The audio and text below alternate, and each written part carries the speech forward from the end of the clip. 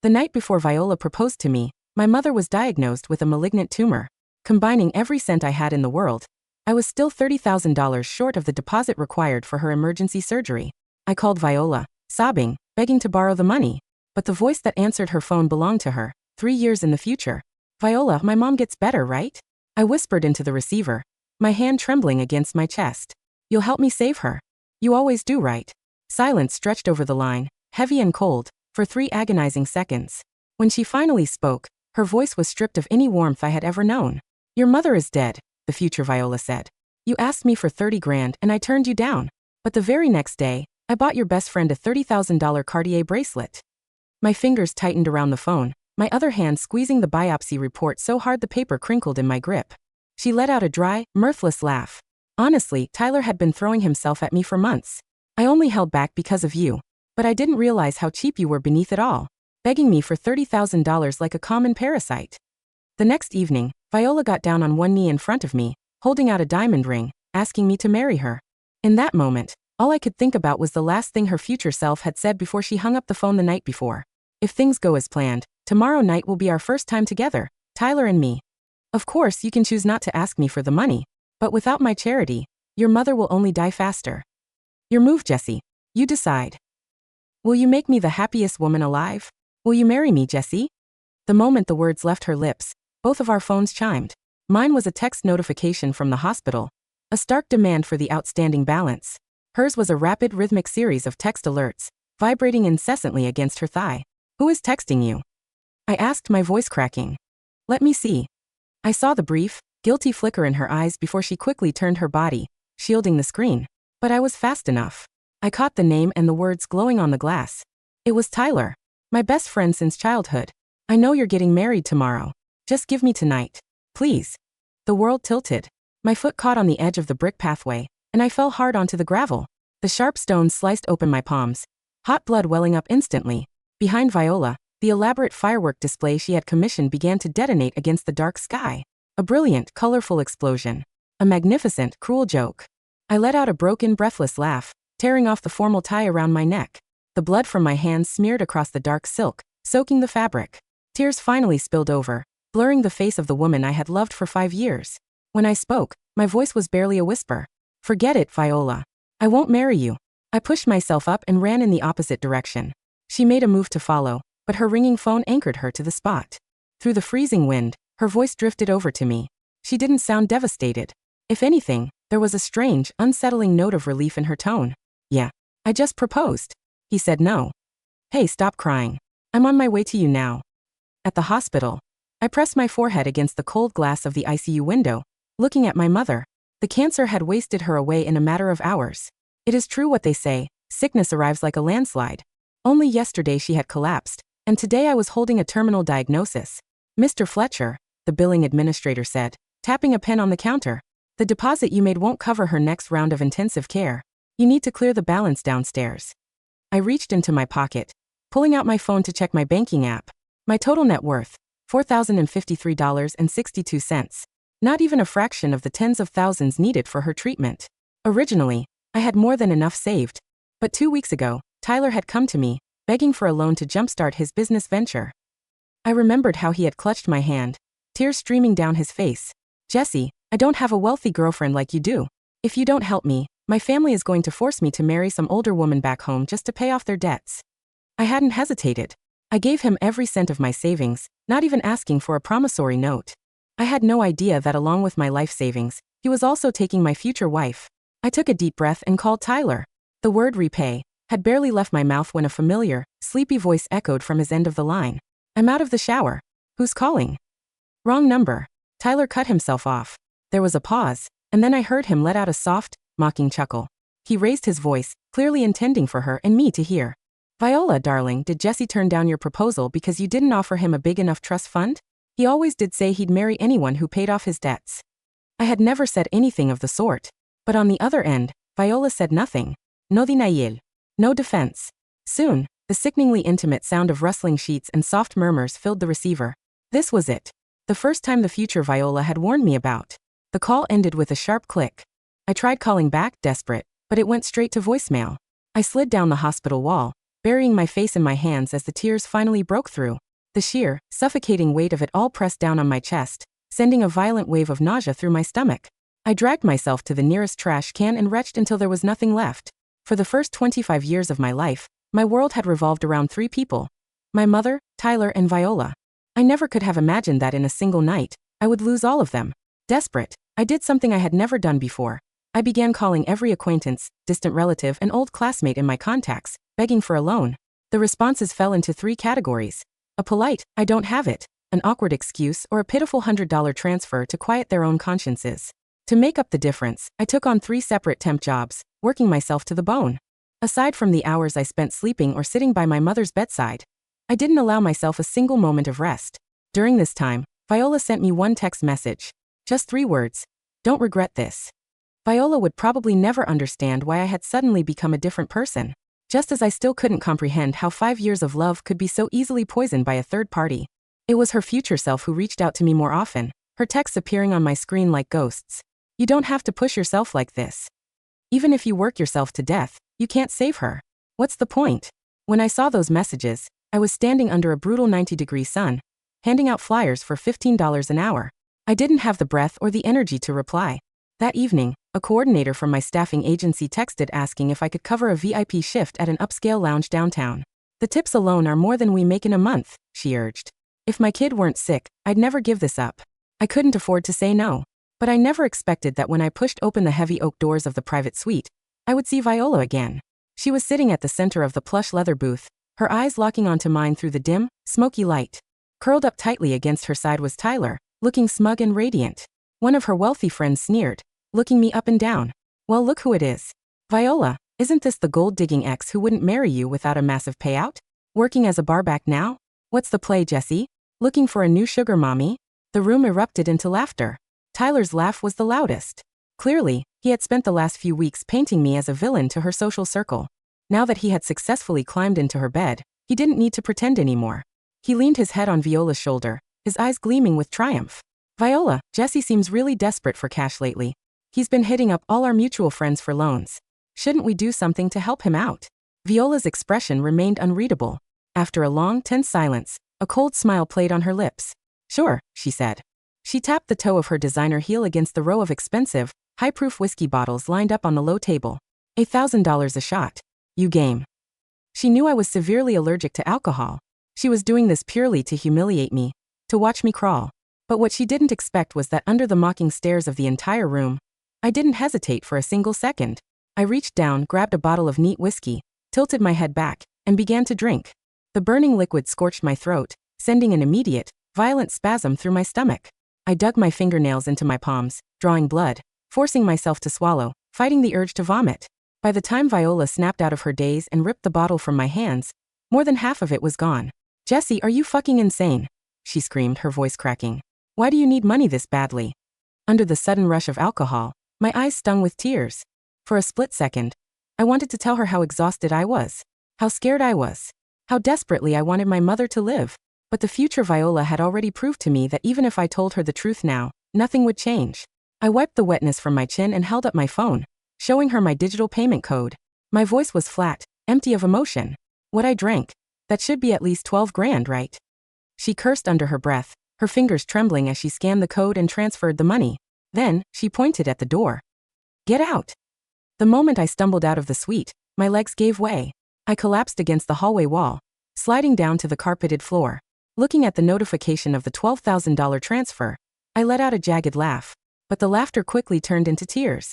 With this money, combined with what I had saved and borrowed, I finally had enough for my mother's surgery deposit. But right then my phone rang. The screen flashed with the hospital's number, shattering my fragile hope. "Mr. Fletcher, your mother's condition has suddenly deteriorated," the nurse gasped. "It's an emergency. You need to get here immediately." I don't know how many times I tripped and fell on the dark streets. By the time I burst through the hospital doors, my knees were torn and bleeding, and I had lost one of my shoes. But I was still too late. I didn't get to say goodbye. All that was waiting for me was a cold sheet and a death certificate. I threw myself over her cooling body, sobbing until my chest felt like it would split open. "Mom, please.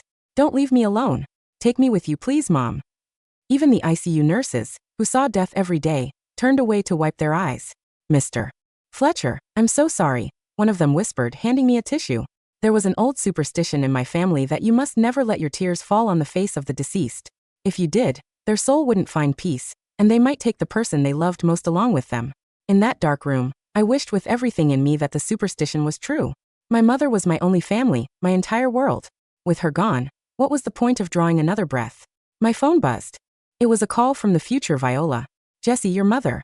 "Why?" I screamed into the receiver, not letting her finish. The dam broke, and every ounce of pain, betrayal, and exhaustion poured out of me. "Why, Viola? Tell me why.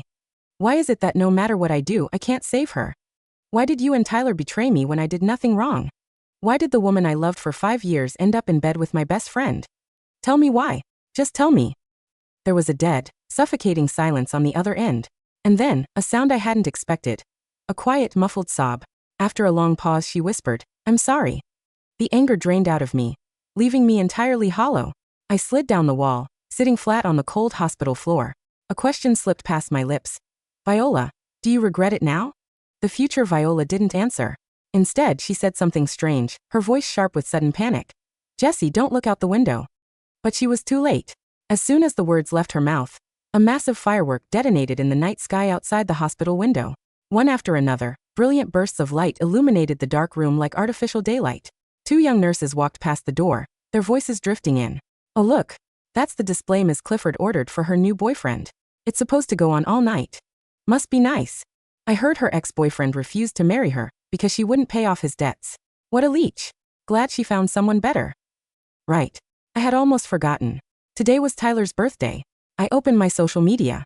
My feed was flooded with pictures of Tyler wrapped in Viola's arms, surrounded by a mountain of designer gift boxes. His caption read, "I asked for money, love, and the world. She gave it all to me with a smile, and called me cute for asking." I stared at the screen, my face completely blank. I liked the post, and then I blocked him. A second later, my phone rang. It was the present-day Viola. "Jesse, are you out of your mind? Today is Tyler's birthday. Why did you block him?" she demanded. "He's literally crying his eyes out right now. You need to apologize to him immediately." I opened my mouth to speak, but a sudden, blinding pain seized my chest. A metallic taste flooded my mouth. The world spun. Blackness encroached on my vision, and I collapsed backward into the dark. When I opened my eyes, a doctor was standing over my bed, his expression grim. "Mr. Fletcher, we got your lab results back. It's not good. Severe physical exhaustion combined with extreme psychological trauma has triggered acute myocardial damage. Your heart is failing." I held the paper, staring at the diagnosis code for a long time. Then, I dialed the future Viola's number. "Am I going to die?" The silence stretched again, but this time, her choked sobs were loud and undisguised. "I'm so sorry, Jesse. I'm so sorry." So even my own life was running out. There was a strange comfort in that. Her voice turned desperate, begging, "Please, start the treatment now. Don't push yourself anymore, do it for me, please." I hung up. I pressed my hand against my aching chest. Even if she hadn't told me, I had no intention of fighting. "I'm sorry, Mom," I whispered to the empty room. "I'll be with you soon." If my mother's death was a fixed point, and nothing I did could alter it, then why keep fighting? I might as well surrender now and spare myself the agony. 30 minutes later, I walked out to the hallway, rejecting every medical intervention the hospital offered. But physical pain was nothing compared to the hollow ache in my chest. I dragged my heavy limbs to the administrative office, finalized my mother's death certificate, signed the cremation authorization, and sat on a wooden bench outside the crematorium. I watched the thin spiral of gray smoke rise from the chimney, dissolving into the white clouds. I reached out, trying to catch it, but my fingers closed on empty air. In the end, I decided to take her ashes back to our old apartment. She would be safe there with me. But as I walked up the steps holding the urn, I found Viola and Tyler waiting at my door. "Where the hell have you been?" Viola snapped. "I told you to apologize to Tyler. Did you not hear me?" I didn't even look at her. I lowered my head and tried to brush past them, but Viola grabbed my arm. Her eyes swept over my pale, sunken face, and she froze for a fraction of a second. "Why do you look like this?" I winced, trying to pull away. In the confusion, Tyler suddenly reached out and snatched the ceramic urn from my arms. "Jesse, what's this? What are you hiding? Give it back." I lunged at him like a wild animal. It all happened in a blur. Tyler shrieked, ducking behind Viola, and let go of the urn. It shattered against the concrete floor. A cloud of fine, gray dust rose into the air. Without thinking, I swung my arm and slapped Tyler hard across the face. In the next second, Viola lunged forward, shoving me hard. I fell backward onto the concrete. "What is wrong with you? Over a stupid vase?" she yelled. The sharp ceramic shard sliced deep into my palms, but I felt nothing. I crawled forward on my knees, desperately scraping my mother's ashes back together with my bare hands. I knelt there in the quiet, scraping up the dust, watching my own blood stain the gray remains of the only person who had ever truly loved me. I didn't even hear the front door click shut when they left. That night, clutching a framed photo of my mother, I swallowed a handful of sleeping pills I had bought on the way home. As my eyelids grew heavy, I heard the faint chime of the wind chimes on the balcony. With the last of my strength, I turned my head and saw a figure standing in the doorway. Mom. My phone lay on the mattress, the screen glowing with my last text to the future Viola. Thank you for telling me the truth. It's finally over. At 1 a.m., Viola's phone rang. It was the hospital. Hello, is this the emergency contact for Jesse Fletcher? He's just been admitted for an intentional overdose of sleeping pills. We are running his stomach now. Viola didn't remember how she got to the hospital. Her mind was a complete blank as she ran red lights across the city. It wasn't until she saw Jesse's name on the critical care sheet that her denial shattered. Just then Jesse's phone, which she had scooped up from his apartment floor, began to ring. She answered it mechanically, but she never expected the voice on the other end to be her own. Only it sounded years older, raspy and completely broken. The hospital corridor smelled of antiseptic and ozone. A sterile bite that stung. The back of Viola's throat. Outside the door of ICU room 408, the green line of a heart monitor beeped with an unsteady, agonizing slowness. Viola held Jesse's battered phone against her ear. Her knuckles were white. Hello? She whispered again, her voice shaking so violently her teeth rattled. Who is this? Is this some kind of sick joke? On the other end of the line, the raspy, broken voice let out a long ragged exhale. It sounded like someone breathing through glass and rust. It's no joke, Viola, the voice said. It was her own voice, stripped of all its youthful arrogance, aged by years of unspeakable grief. It's you. Or rather, it's what's left of you 3 years from now. Shut up. Shut your mouth. Present-day Viola snapped, pressing her back against the cold tile wall, her heart hammering against her ribs. Tyler said Jesse was manipulating me. He said Jesse was playing games for money. Tyler is a parasite, future Viola interrupted, her tone flat, hollow and utterly devoid of mercy. And you are an idiot. You are standing in the hallway of St. Jude's Hospital, holding Jesse's phone. In less than 2 minutes, the attending physician will walk out of room 408. He will tell you that they successfully pumped the sleeping pills from his stomach, but that it doesn't matter, because his heart is already destroyed. Viola froze. What? Do you know what killed his mother, Viola? Future Viola's voice cracked. Slightly, a tremor of old, festering pain breaking through. She had a retroperitoneal sarcoma. It ruptured 3 days ago. Jesse needed $30,000 for her emergency vascular graft. He called you sobbing, begging for a loan. But you were at the country club with Tyler, laughing. Because Tyler convinced you that Jesse was just trying to extort money out of you to buy a car. No. Viola's breath hitched. No, he didn't tell me. He never said his mom was sick. Because every time he tried to speak, you shut him down. Future Viola screamed, her sudden rage leaping through the speaker like live electricity. When he came to your VIP suite tonight, he drank half a bottle of neat, cask-strength whiskey, knowing he was deathly allergic, just to get $12,000 from you. $12,000, Viola. For a deposit that was already 3 hours too late. The words hit Viola like physical blows. Her mind raced back to the lounge, to Jesse holding the bottle, his hands bleeding from his palms, his eyes glassy and wet, swallowing burning poison without shedding a single tear. She had thought he was being dramatic. She had thought he was proving a point. His mother died at 8:14 p.m. while you were letting Tyler set off fireworks outside her window, future Viola whispered. And when Jesse came home carrying her ashes in a cheap ceramic urn, you let Tyler snatch it. You shoved Jesse onto the floor. You watched him scrape his mother's blood-soaked ashes off the concrete with his bare hands. Viola's knees gave out. She slid down the wall, hitting the linoleum floor with a dull thud. Her mind flashed to the front porch, the gray dust on Jesse's hands, the red smears across his face, the dark, hollow look in his eyes when he didn't even yell back at her. I didn't know, Viola sobbed, clutching her head. I didn't know it was her ashes. Tyler said it was an old vase. You didn't care to ask. Future Viola wept bitterly. You wanted to hurt him, because he refused your proposal. You wanted to punish him for having pride. Well, congratulations, Viola. You broke him. You broke him so completely that he swallowed 40 Ambien pills just to see his mother again. Why are you telling me this? Present Viola shrieked into the phone, tears ruining her makeup, dripping off her chin. If you're me from the future, why didn't you stop me? Why didn't you fix it? Because time doesn't let you rewrite the dead, future, Viola said softly, her voice fading into static. I spent 3 years buying Cartier bracelets for a snake, realizing too late that every penny of my wealth couldn't buy one more second of Jesse's voice. This line opened tonight because my regret was heavy, enough to bend time. But I didn't call to save him, Viola. Then why? I called so you would know beyond a shadow of a doubt that you are the monster who murdered the only person who ever truly loved you. The line went dead with a sharp, final click. At that exact second, the heavy double doors of room 408 swung open. A tired doctor in green scrubs stepped out, pulling off his latex gloves. He looked around the empty hallway before his eyes landed on Viola collapsed on the floor. Are you Viola Clifford? The doctor asked grimly. Viola looked up, her mouth dry, her heart sinking into a bottomless pit. Yes, I am. We managed to clear his stomach, the doctor said, rubbing the bridge of his nose. The overdose didn't kill him. But I need to be completely honest with you, Miss Clifford. His cardiovascular lab results just came back. Viola's hand trembled as she pulled herself up by the wall handrail. What do the results say? Extreme Takotsubo cardiomyopathy, the doctor said quietly. Broken heart syndrome, compounded by acute alcohol toxicity and severe physical exhaustion.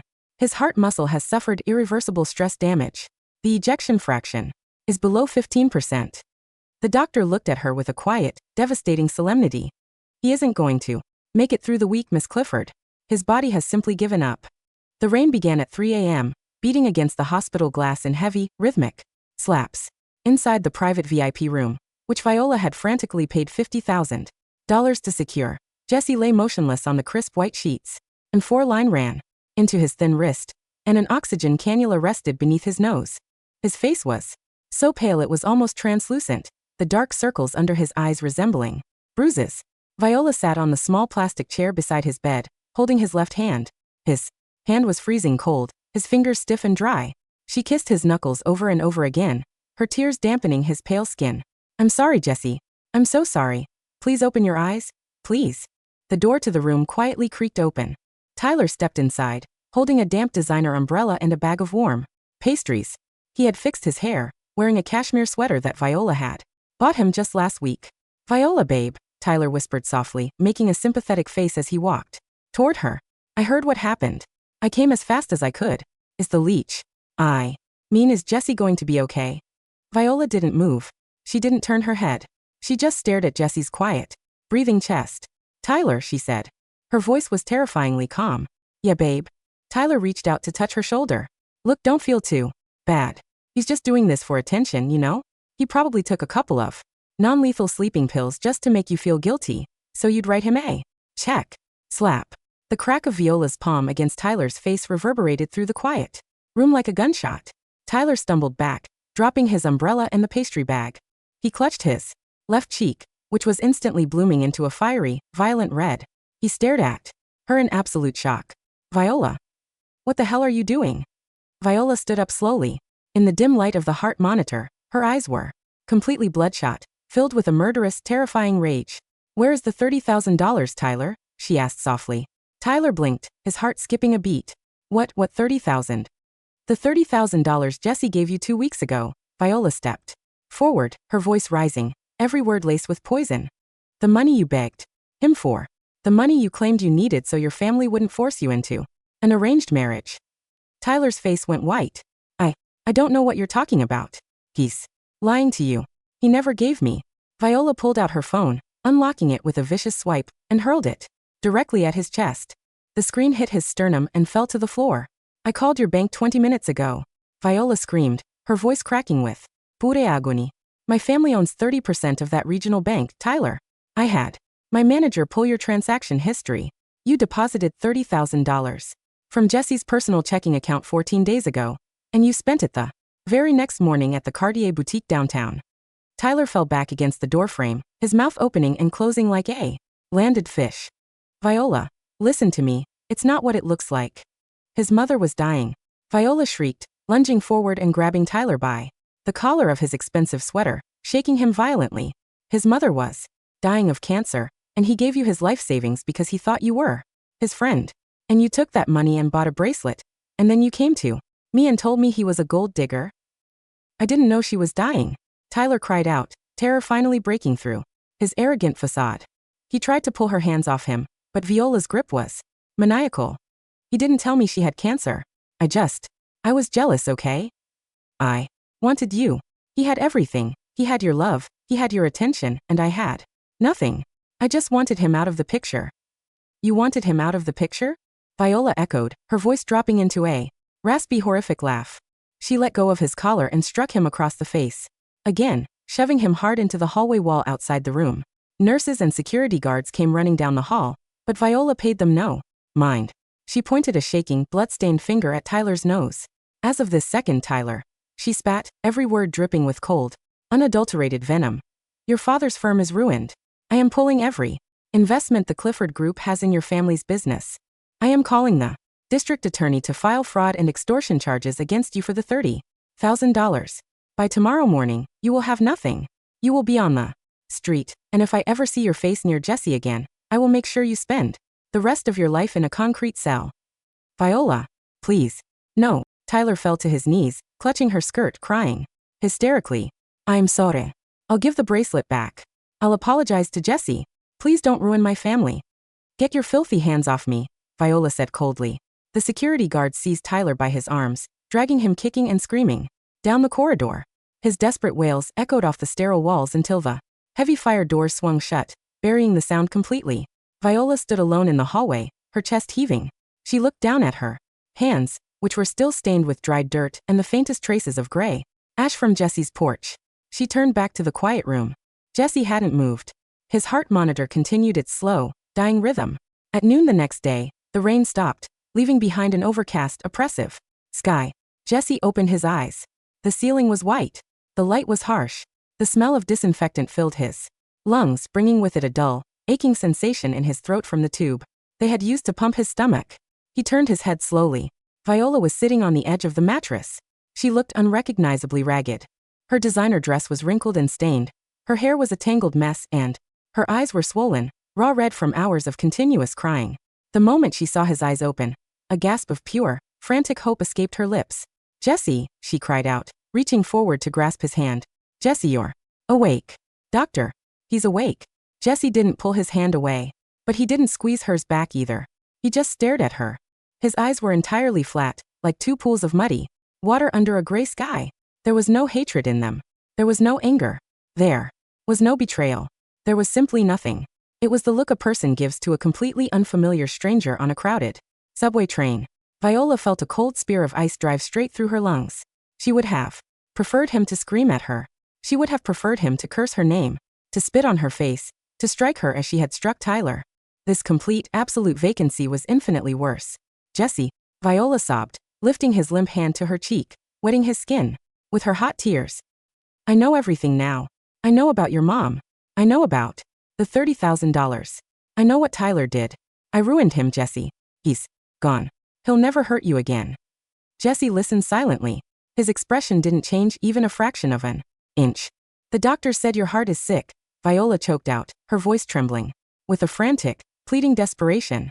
But I've already contacted the chief of cardiology at Johns Hopkins. They're flying a team here on a private jet right now. They're going to fix you, Jesse. I have the money. I'll spend millions. I'll spend everything I have to make you better. Jesse softly pulled his hand out of her grip. His movement was so gentle, so lacking in aggression, that it hurt Viola worse than a physical blade. He looked up at the ceiling, his voice raspy and thin, barely louder than a whisper. Where are her ashes? Viola choked on her own breath. I went back to your apartment last night. I swept up every grain, Jesse. I hired a specialized restoration team. We collected everything from the porch floor. It's all in a porcelain urn in the cabinet right there. She pointed with a shaking finger to the bedside table. Jesse slowly turned his head to look at the urn. It was a beautiful, expensive piece of white porcelain with gold inlay. He stared at it for a long time, then whispered, "It's mixed with dirt." Viola broke down entirely, burying her face in the edge of his mattress, her shoulders shaking violently. I'm sorry. I'm so sorry, Jesse. I didn't. No. I thought it was just a vase. I didn't know. You shoved me when I tried to pick her up, Jesse said quietly. His voice had no inflection at all. He was simply stating historical facts. You let him laugh at me while I was bleeding on the concrete. I was blind. Viola sobbed, grabbing the edge of his blanket, begging on her knees beside the bed. I was stupid and arrogant and jealous because you turned down my proposal. I thought you didn't love me. I thought you were using me for money. Jesse looked at her. Really looked at her. Viola, he said softly. Yes. Yes, Jesse. I'm here. I'm right here, she gasped, looking up with wide, tear-filled eyes. I loved you for 5 years, Jesse whispered. I worked 2 jobs in college so I could buy you that cheap silver necklace you liked. I stayed up for 3 days, making your favorite album when you graduated. I gave Tyler my life savings, because I thought he was a good person, and because I thought he made you happy, when I was busy working. Tears finally welled in the corners of his dull eyes, trailing slowly down his pale temples into his hair. I didn't care about your money, Viola, he whispered. I just wanted a family. I wanted my mom to see me get married. I wanted to build a quiet life with you.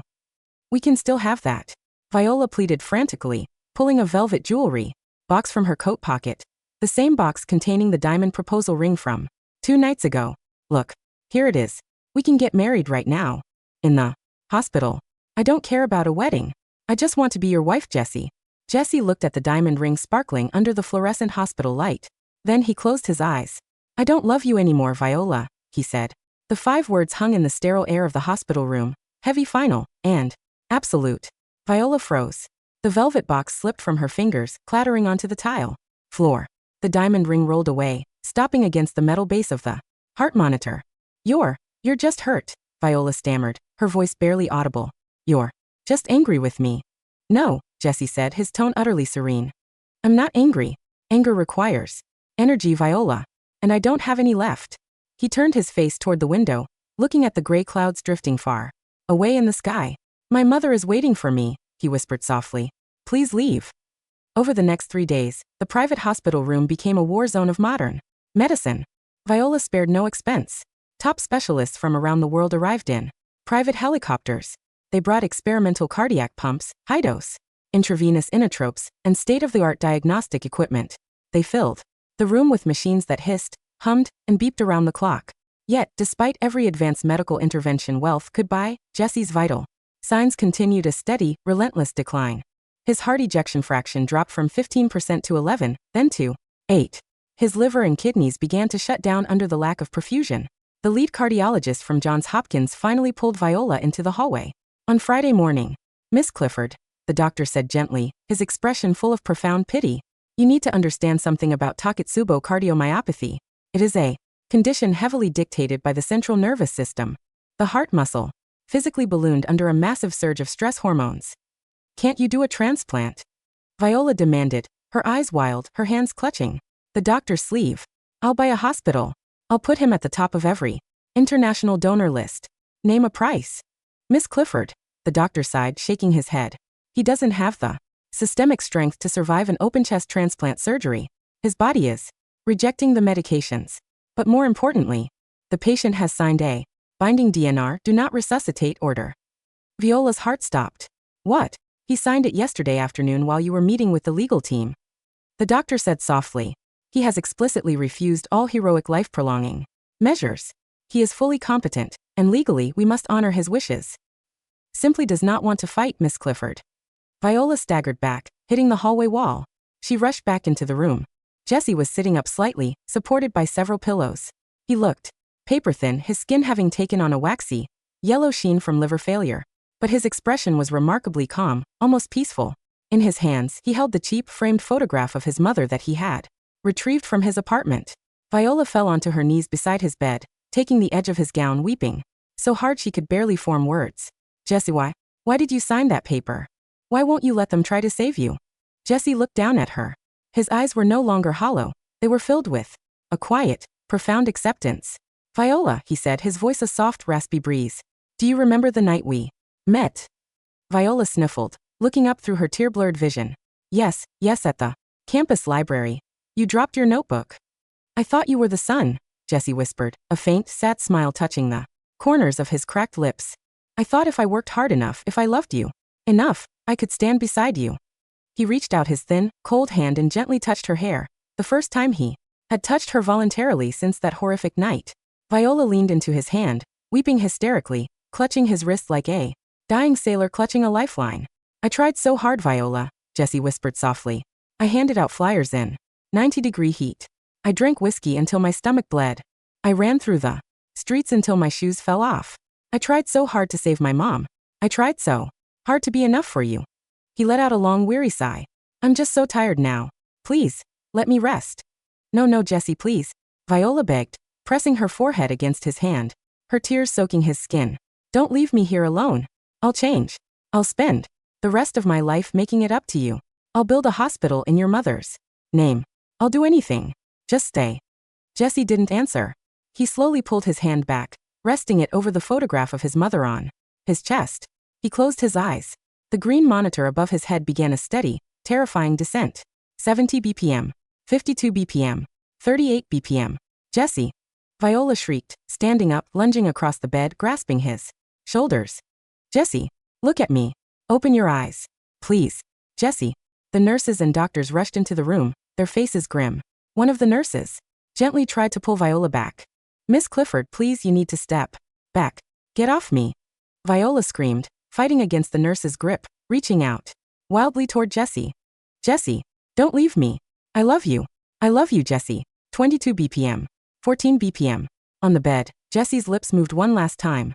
No sound came out, but Viola read his lips with absolute, devastating clarity. Goodbye, Viola. A long, unbroken tone shattered the room. The line on the monitor flattened into a straight, motionless green horizon. The attending doctor checked his watch, letting out a heavy, solemn sigh. Time of death. 2:14 p.m. New. Viola's scream echoed through the hospital floor, a sound of pure, unadulterated agony that sounded barely human. She broke free from the nurse and threw herself over Jesse's cold body, clutching his head to her chest, sobbing until her lungs ran out of air, until her vision went black, and she collapsed unconscious. Across his chest. 2 days later, the sky above the city cemetery was black with torrential rain. The funeral was small, not because Viola hadn't offered to pay for a massive memorial, but because Jesse had no remaining family, and Viola had banned every single member of her elite social circle from attending. The only people present were Viola, 2 nurses from the ICU who had taken care of Jesse's mother, and the old coordinator from the staffing agency who had given Jesse the temp job. A single mahogany casket rested above the open grave. Inside lay the urn, containing the mixed ashes of Jesse's mother, alongside Jesse's favorite silver necklace and the worn photograph of the 2 of them from his college graduation. Viola stood in front of the grave, wearing a simple black dress. She carried no umbrella. The freezing rain soaked her through to the bone, plastering her dark hair against her pale, sunken face. She looked 20 years older. The vibrant, arrogant young heiress was completely gone, replaced by a hollow ghost. The minister spoke quiet words about peace, rest, and reunion, but Viola heard none of it. Her eyes were fixed entirely on the dark earth below. When the service ended, the nurses quietly offered Viola their condolences. Before walking away under their umbrellas, Viola remained standing in the mud. She reached into her coat pocket and pulled out 2 items. The first was the diamond proposal ring, the one she had offered him in the hospital room. She held it over the dark pit, opening her fingers, and watched the multi-carat diamond fall into the mud, vanishing beneath the falling rain. The second item was Jesse's phone. She looked at the screen. The glass was cracked from when she had thrown it at Tyler 2 nights ago. Suddenly, as if summoned by the cold wind blowing across the tombstones, the phone began to vibrate. An incoming call. The caller ID displayed no name, only a string of distorted, impossible numbers. Viola's hand trembled as she slid the green icon to answer. She raised the phone to her ear. Is it done? The voice on the other end was her own, raspy, broken, and hollow. Future Viola. Present Viola stood amidst the grave markers, the rain stinging her eyes, and let out a soft, jagged laugh. He's gone, present Viola whispered into the receiver. He died at 2:14 p.m. on Friday. Silence stretched over the line. On the other end, future Viola let out a long, shuddering breath. A breath that sounded like it had been held for 3 long, agonizing years. I know, future Viola whispered. I remembered the moment he died. The moment. His line went flat. It was the exact moment my heart turned into stone. Why didn't you tell me? Present Viola wept quietly, kneeling in the cold mud beside the grave, her silk dress soaking up the brown water. Why didn't you tell me he was going to die no matter what I did? Because you needed to suffer, future Viola said softly. Just as I suffered. Just as he suffered. Present Viola rested her forehead against the damp grass at the edge of the pit. What do I do now? How am I supposed to live with this? You don't live, future Viola replied, her voice fading into a distant, crackling static. You just exist. You build hospitals. You pay off debts for strangers. You ruin people like Tyler. You sit in an empty mansion surrounded by billions of dollars, holding a phone, waiting for the night 3 years from now, when the temporal storm opens the line. So I can call you? Present Viola asked, tears washing the mud from her cheeks. So you can call yourself, future Viola whispered. And remind yourself that love isn't something you can buy back once you've thrown it in the dirt. The phone static hissed loudly, then cleared into a dead tone. Present Viola slowly lowered the phone. She looked up at the dark gray sky, letting the heavy rain wash over her face. She laid her hand on the cold earth covering the grave, closing her eyes. Wait for me, Jessie, she whispered into the wind. I'll spend the rest of my life apologizing. 3 years later, in the top-floor penthouse of the Clifford Tower, overlooking the glittering, cold lights of the Manhattan skyline, a woman sat alone at a massive mahogany desk. She wore an elegant, dark charcoal suit. Her hair was pulled back into a tight, severe knot. Her face was beautiful, but completely motionless, like a porcelain mask carved by a master sculptor who had forgotten how to draw a smile. On the wall behind her hung a massive charity plaque, marking the opening of the Jesse and Mary Fletcher Memorial Cardiac Center, a free hospital that had saved thousands of low-income lives over the past 3 years. Beside her laptop lay a legal document detailing the total bankruptcy and final imprisonment of Tyler and his family firm. She had accomplished everything power and wealth could achieve. She had punished the guilty. She had built monuments to the dead. Yet every night, she returned to this empty, quiet room, sitting alone in the dark. The clock on the desk ticked quietly. 11:58 p.m. The woman, Viola, looked down at her desk. Laying on the dark wood was an old cracked smartphone. Jesse's phone kept permanently connected to a high-voltage charger. Suddenly, the screen flickered. A strange, localized magnetic interference swept through the room, making the digital clock jump erratically. 11:59 p.m. The phone screen lit up with a pale, ghost-like blue light. A private network connection established itself out of thin air, tapping into a temporal anomaly, born from 3 years of concentrated, unyielding remorse. Viola reached out her hand. Her fingers were steady now, devoid of the panic she had felt 3 years ago. She picked up the phone and dialed the number she knew by heart. The number belonging to Jesse's phone on the night she had proposed to him 3 years in the past. She brought the speaker to her ear. The line rang once, twice. On the third ring, a soft, trembling, familiar voice answered the phone from 3 years away, the voice of the boy she had loved, sobbing, desperate, begging for $30,000 to save his mother's life. Viola, my mom gets better, right? Past Jesse whispered through the speaker, his voice trembling with terror and hope. You'll help me save her.